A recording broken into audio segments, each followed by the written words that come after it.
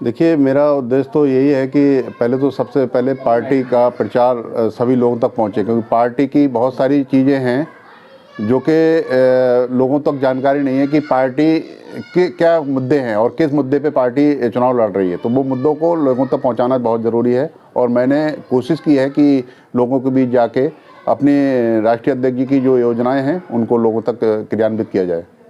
क्या लग रहा है ग्राउंड लेवल पर किस तरीके का आप लोगों के बीच जा रहे हैं और चुनावी ज़मीन को तलाश रहे हैं?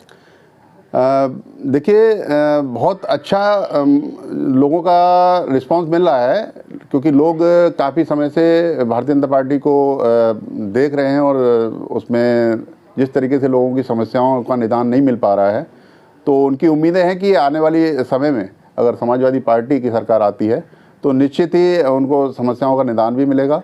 और बहुत सारी चीज़ें ऐसी हैं जो कि सरकारी विभागों में उनकी नहीं सुनी जाती हैं, उसके लिए उम्मीद है कि सरकार बदलने पे सब कुछ सही होगा। जयदेव यदुवंशी जी, एक सवाल है। बिलासपुर विधानसभा में आप यदुवंशी समाज से आते हैं, क्या आपकी मजबूत रहा है तमाम प्रत्याशियों के बीच में? आपका समाज आपके साथ है? देखिए, मैं यदुवंशी कुर्मी समाज से हूँ जी। और कुर्मी समाज की मुस्लिम समाज के बाद सबसे बड़ी संख्या है इस विधानसभा के अंदर। जी। बिलासपुर 36 के अंदर जी। कुर्मी लगभग 70,000 प्लस कुर्मी की संख्या है। जी। तो जितना भी यहाँ पर कुर्मी समाज है, अधिकांश कुर्मी समाज मेरे साथ हैं। जी हाँ। अच्छा, ऐसा क्या है कि जब से आपने चुनाव लड़ने की सोची है विपक्षियों में हलचल मच गई है और समाजवादी में भी हलचल मची हुई है? देखिए, ये तो अपनी अपनी सोच होती है। मैं समझता हूँ कि इसके पीछे बहुत सारी चीज़ें हो सकती हैं। लोगों को ये भी लग सकता है कि अब मेरा जो नेचर रहा है उसको देख के लोगों को लगेगा कि कुछ नया करेंगे ये, और नया करेंगे तो हमारी धरती मतलब खिसक जाएगी। तो इसलिए हो सकता है लोगों में इसलिए अच्छा, इसको लेकर हलचल हो। जयदेव सिंह जो है अब विधानसभा की तैयारी कर रहे हैं और लोगों में ये बेचैनी भी है कि कहीं ना कहीं जयदेव सिंह के मामले कहाँ तक हैं और कहाँ क्या टिकट हासिल कर पाएंगे? देखिए, अब ये तो मामले की बात तो मैं खैर अब क्या कहूँ, कुछ नहीं कह सकता इस बारे में। सब लोग अपने अपने तरीके से लोकतंत्र में कोशिश कर रहे हैं और सब लोग कोशिश करने की सबको वो भी है।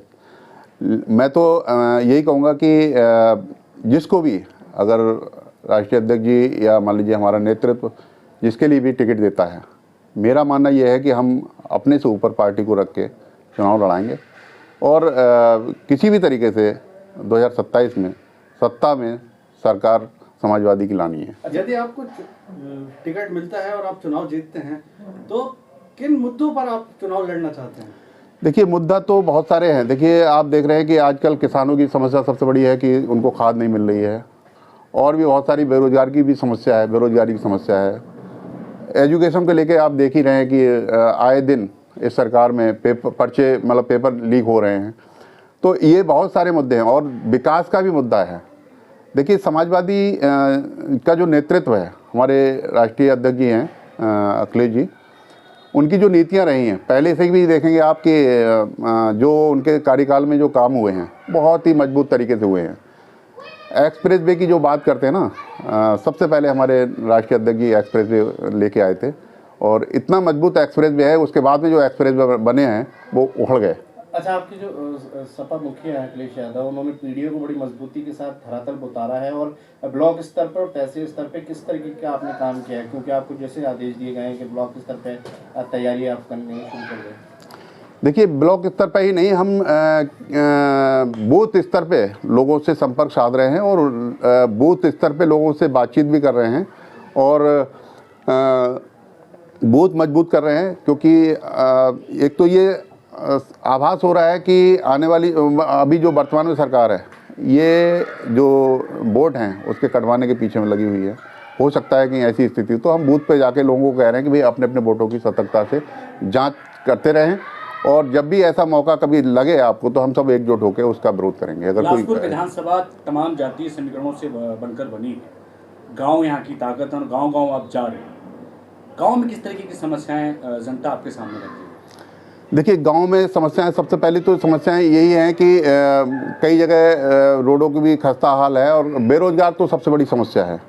बेरोजगारी सबसे बड़ी समस्या है, और एजुकेशन की भी सबसे बड़ी समस्या है, क्योंकि स्कूल इन्होंने जगह जगह मर्ज कर दिए हैं, बंद कर दिए हैं। प्राइमरी स्कूल जो गरीब लोगों के बच्चे पढ़ते थे वो इस प्राइमरी स्कूल बंद कर दिए गए हैं, तो वो भी समस्याएं हैं लोगों की। इसके अलावा खाद की सबसे बड़ी समस्या किसानों की, क्योंकि ये पूरा किसान क्षेत्र है, सब खेती पर निर्भर हैं, तो सबसे बड़ी समस्या तो उनकी खेती को लेके ही है।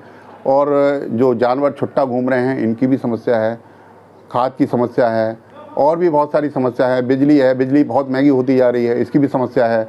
लोगों को बहुत दिक्कतें आ रही हैं, क्योंकि पहले कुछ और होता था रेट, और आज इतना महंगा हो गया रेट कि लोगों को बिल चुकाना बड़ा मुश्किल हो रहा है। क्या मैसेज है छोटा सा आपका जनता से, आपके लिए जो जनता सहयोग करे आपको? देखिए, जनता के लिए सबसे बड़ा मैसेज तो यही है कि जाति धर्म से ऊपर उठकर जो उनकी समस्याएं हैं उनका निदान करने के लिए, मैं समझता हूं कि आज के समय में मतलब उत्तर प्रदेश ही नहीं, पूरे भारत के अंदर जो हमारे राष्ट्रीय अध्यक्ष जी के अंदर जो क्षमताएं हैं समस्याओं को निदान करने की या समस्याओं का निस्तारण करने की, वो किसी में दिख नहीं रही हैं। तो जो हमारे मैं समझता हूँ राष्ट्रीय अध्यक्ष जी जो हैं हमारी समस्याओं का, हमारे क्षेत्र की समस्याओं का निस्तारण करेंगे। अच्छा, आप जो है बिलासपुर क्षेत्र एक देहात क्षेत्र है और इसमें आपसे किसान भाई काफ़ी सारे जुड़े होंगे, तो डीजल के रेटों को लेकर आप क्या कहना चाहेंगे? डीजल के रेटों को लेके तो देखिए, अब कहना क्या है, कहना तो ये है कि लोगों की एक तरीके से जीते जी आत्महत्या हो रही है डीजल को लेके। डीजल ही नहीं, बहुत सारी चीज़ें हैं। अभी आप गैस का रेट देख रहे हैं, गैस का रेट अभी 3 दिन पहले ही बढ़ा है, तो आसमान छू रही है महंगाई।